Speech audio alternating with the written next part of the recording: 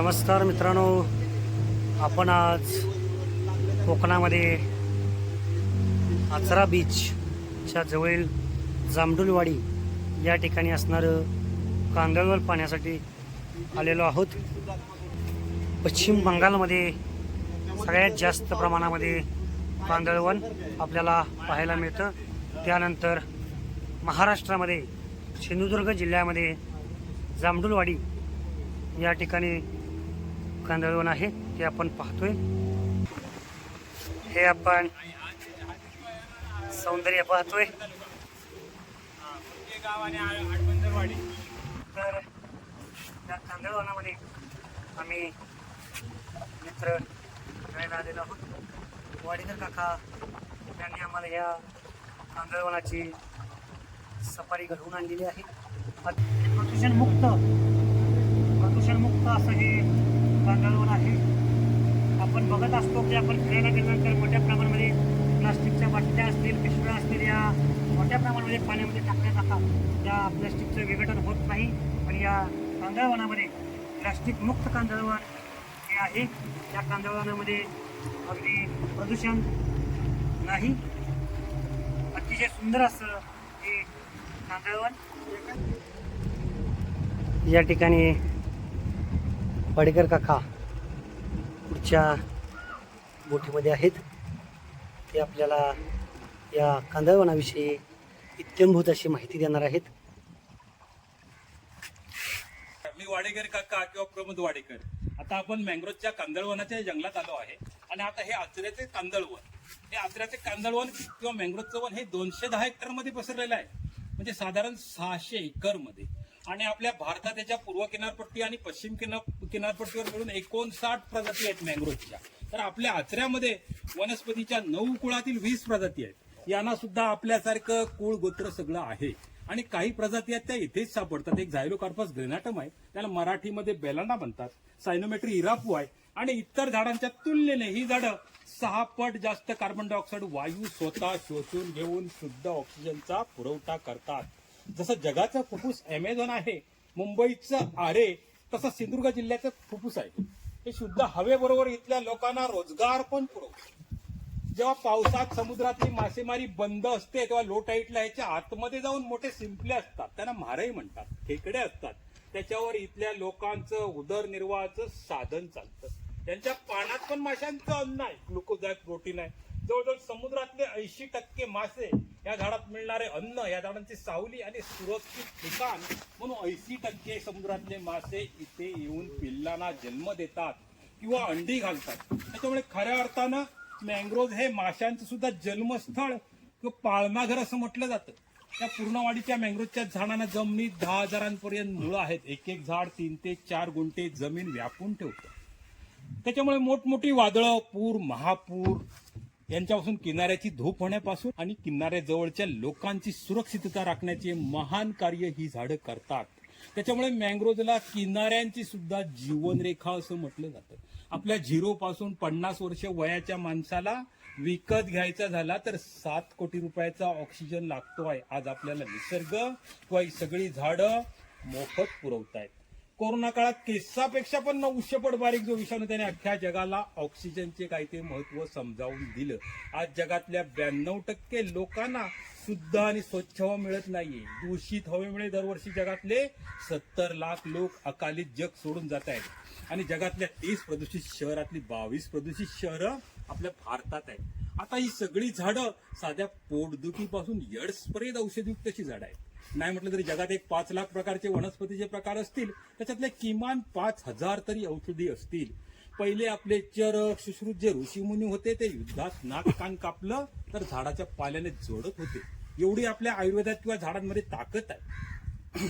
याच्या आतमध्ये पान विंचू आहेत, पान साप आहेत, अजगर आहेत, खवले मांजरे आहेत, घोरपडी आहेत, जंगली डुकर असतो, गोल्डन जॅकल असतो. आणि भारतीय अजगर 2 वर्ष आणि 9 महिने काही न खाल्ल्याशिवाय जगल्याचं पण रेकॉर्ड आहे. इथे 200 ते 250 पक्ष्यांच्या प्रजातीची नोंद आहे. इथे व्हाईट बेलिड सीगल आहेत, कार्मोरंट आहेत, सँड पायपर आहेत, ग्रे हेरॉनच्या काही जाती आहेत, आयबीस आहे, पांढरी शराटी आहे, काळी शराटी आहे, ब्राह्मणी काईट आहे. किंगफिशरच्या आपल्या इथे 4 जाती आहेत आणि 5वी एक जात आहे ती लंडनला आहे. तिला भारत सरकार बरीच वर्ष प्रयत्न करतोय पण अजून आणता आलेले नाही. विजय मल्ल्या. कारण किंगफिशर हे अख्खं नाव त्यानेच घेतलंय एअरलाईनसाठी आणि बिअरसाठी. आता शेंगा दिसतात त्या झाडांच्या बिया आहेत त्या, हे बघा इकडे बघा. आणि त्याची निसर्गाने अशी रचना केली की खालून टोकदार आहेत त्या, ते जमिनीत पडल्या की आपोआप जमिनीत रुजतात आणि त्याच्यापासून परत झाड तयार होतं. आणि याला आपण मराठीमध्ये कांदळ म्हणतो, तर त्याचं बॉटॅनिकल नाव आहे रायझोफोरा ॲपिक्युलेटा. त्याच्यामध्ये 5 जातीची बरंच झाड आहेत. रायझोफोरा ॲपिक्युलेटा आहे, रायझोफोरा मिक्रोटा आहे, ब्रुगेरा जेम्नोरायझा आहे, सिरियस टॅगल आणि कॅन्डेलिया कॅन्डेल. आणि ही वेगळीच प्रजात आहे बघा. त्याला आपण मराठीमध्ये तिवर म्हणतो. हा ॲव्हिसिनिया मरीन आहे. त्याच्यामध्ये अजून एक जात आहे ॲव्हिसिनिया ॲपिक्युलेटा. आणि तिकडे एक मागे एक झाड आहे बघा, त्याला रुंद अशी खालून टोकदार अशी मुळ आहे आणि रुंद पान आहे. त्याचं नाव आहे सोनोरसी अल्बा किंवा पांढरी चिपी. तो आपला मँग्रोव्ह मधला महाराष्ट्र राज्याचा राज्यवृक्ष आहे. त्याला गोल आकाराची हिरव्या कलरची सफरचंद सारखी फळं येतात. त्याच्यात स्टार्च पण असतो. त्या झाडावरती रेशमाचे किडे पण चांगले पोसू शकतात. आता प्रचंड जंगल तोडीमुळे मधमाशाने सुद्धा ह्या मँग्रोव्हचाच आश्रय घेतलाय. आणि आपले प्रख्यात शास्त्रज्ञ सर अल्बर्ट आईन्स्टाईनने बऱ्याच वर्षापूर्वी म्हटलंय की पृथ्वीवरची साधी मधमाशी नष्ट झाली तर 7 वर्षात पृथ्वी नष्ट होणार. कारण शेती किंवा अन्नधान्य परागीकरणच काही होणार नाही. एवढासा जीव सुद्धा पृथ्वीच्या नाशाला कारणीभूत ठरू शकतो. आता ह्या औषधीन झाडांबरोबर काही ते पॉयझनयुक्त पण झाडं आहेत ह्याच्यामध्ये. त्याचं नाव आहे एक्झोकोरिया आगालोचा किंवा हुर्सी.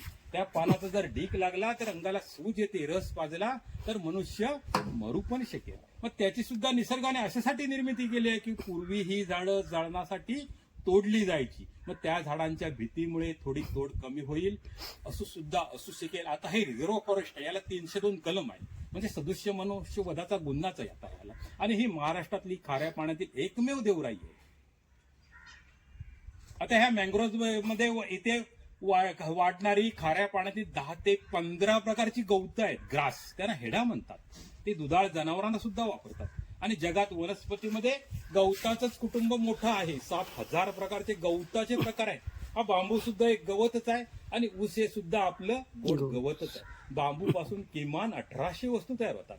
आणि मँग्रोव्ह हा मूळ शब्द पोर्तुगीज आहे. त्याचा मराठी अर्थ आहे मंगल, दातृत्व, परोपकार, प्रेम, उदार. आणि ह्या झाडांचं तसंच कार्य असल्यामुळे ह्या झाडांना मँग्रोव्ह हे नाव दिलं गेलं. आणि मँग्रोव्हची पहिली नोंद 1678 सालात हार्टस मल्बेरिकस नावाचं एक इंग्लिश पुस्तक आहे, त्याच्यात त्याची पहिली नोंद आहे. त्याच्यानंतर याच्यावर रिसर्च किंवा अभ्यास होतच गेले आणि वनस्पतींना जीव असतो हे आपल्या भारतीय शास्त्रज्ञानेच शोधून काढलं आहे.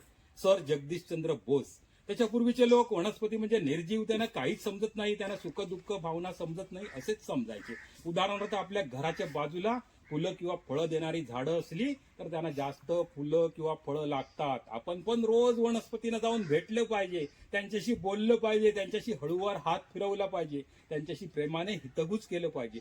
आता मोठमोठ्या आंब्यांच्या बागांमध्ये सुद्धा इथे आता मोजी सिस्टीम वापरतायत. त्यांच्यामुळे त्यांच्या उत्पादनात वाढ होत आहे. डिस्को गाणी नव्हे, पंडित हरिप्रसाद चौरसिया वगैरे भक्तिसंगीत अशी गाणी लावतात. आणि हे टेक्निक आपण आपल्या भगवान श्रीकृष्णाकडून चोरलं आहे. श्रीकृष्णाने पहिलं बासरी वादन केलं की गायी आणि म्हशी जास्त दूध द्यायच्या. आता मोठमोठ्या तबेल्याने सुद्धा संगीत यूज करतात. त्याच्यामुळे त्यांच्या उत्पादनात वाढ होते. आता जगातल्या 30 प्रदूषित शहरातली 22 प्रदूषित शहर आपल्या भारतात आहेत. आणि समृद्ध पर्यावरण किंवा आपल्याला चांगली हवा पाहिजे असेल तर भारतातल्या प्रत्येक नागरिकाच्या वाट्याला किमान 422 झाडांची गरज आहे. पण दुर्दैवाने मोठी तफावत आहे. प्रति हेड किंवा प्रति माणशी फक्त 24 झाडच येतात. भारतात दरवर्षी सरासरी 7 अब्ज वृक्षांची तोडते आहे. भारतात दर दिवशी 3800 कोटी सांडपाणी नद्यांमध्ये आणि खाड्यामध्ये सोडलं जात आहे. आणि जगात दर मिनिटाला 27 फुटबॉलच्या मैदाना एवढी जंगलं कापली जात आहेत. ती झुम नावाची शेती असेल, रोको नावाची शेती असेल, यासाठी अमेझॉन सारख्या मोठ्या जंगलांना सुद्धा वनवे लावले जात आहेत. पण आपले मोठे जे उद्योगधंदे आहेत ना, तेच जास्त कार्बन डायऑक्साईड वायू सोडतात. एक मोटर, वीज आणि सिमेंट.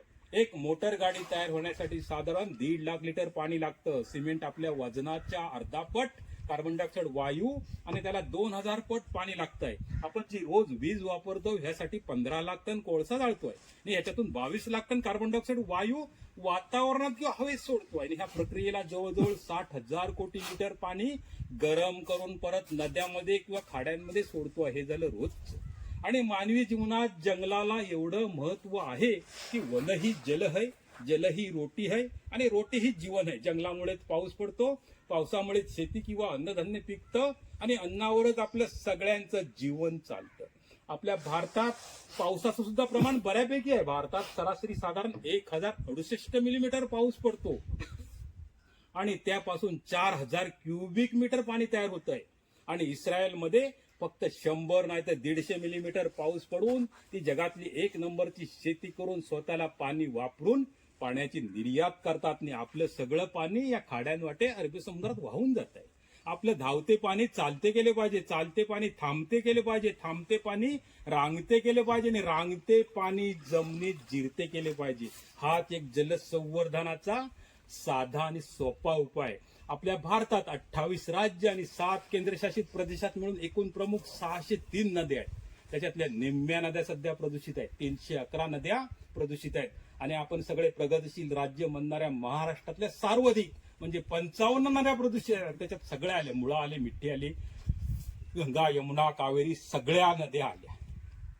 आणि ही खाडी आहे, आता ही आपण आहे ती. आणि हिचा उगम आहे फोंड्या घाटामध्ये उगवाई देवीचं एक मंदिर आहे, तिकडे या खाडीचा उगम आहे. म्हणजे अर्ध्यापर्यंत ही उगवाई नदी म्हणून वाहते आणि जिथपर्यंत समुद्राचं खारं पाणी जातं ती खाडी आणि वरची ती नदी. म्हणजे सिंधुदुर्ग जिल्ह्यामध्ये अशा एकूण 12 खाड्या आहेत. त्या सगळ्या पूर्वेकडे उगम पाहून पश्चिमेकडे अरबी समुद्राला मिळतात. फक्त सिंधुदुर्ग जिल्ह्यात एकच अशी नदी आहे आंबोलीला, हिरण्यकेशी. तिचा उगम आहे पश्चिमेकडे आणि पूर्वेकडे ती पार कर्नाटकात निघून जाते. आपल्या आता जगभरातल्या समुद्रामध्ये माशांच्या 21,000 जाती आहेत आणि आपल्या भारतात 1600 आणि महाराष्ट्रात 600. 450 खाऱ्या पाण्यातील आणि 150 गोड्या पाण्यातील. पण बऱ्याचशा माशांच्या प्रजाती ग्लोबल वॉर्मिंग, तापमान वाढ, बेसुमार मासेमारी याच्यामुळे लोप पावल्या किंवा नष्ट झाल्या. पहिल्या आपल्या पूर्वजांच्या काळात मासेमारीवर 4 महिन्याची बंदी होती, आता ती जेमतेम 2 महिने आहे. अधिक आपले पूर्वज अधिक मास, श्रावण किंवा आठवड्यातून 2-3 वेळाच मासे खातात. आता जगातले जवळजवळ 80% लोक सी फूड यूज करतात. आता याच्या रायझोफोराच्या कांदळाच्या पानामध्ये टॅनिन नावाचं द्रव्य पण आहे. म्हणजे भविष्यात ही सुकलेली पानं चहापत्तीला सुद्धा पर्याय ठरू शकतील. अधिक आपल्या शरीरात अपचन झालं की औषध वापरतात, गॅलिक ऍसिड, ऑस्कॉर्बिक ऍसिड किंवा क जीवनसत्व ते रायझोफोराच्या सालीमध्ये पानामध्ये विपुल प्रमाणात आढळतं. आणि ही महाराष्ट्रातली एकमेव खाऱ्या पाण्यातील देवराई आहे. आपल्या सिंधुदुर्ग जिल्ह्यात 1498 एवढ्या देवराया आहेत. सिंधुदुर्ग जिल्ह्यात म्हणजे लोकांनी अशा देवाच्या नावाच्या खाली जंगलं संरक्षित किंवा आरक्षित करून ठेवले आहेत. आणि बाकीच्या कुठल्याच महाराष्ट्रातल्या एवढ्या जिल्ह्यात अशा देवराया नाहीये.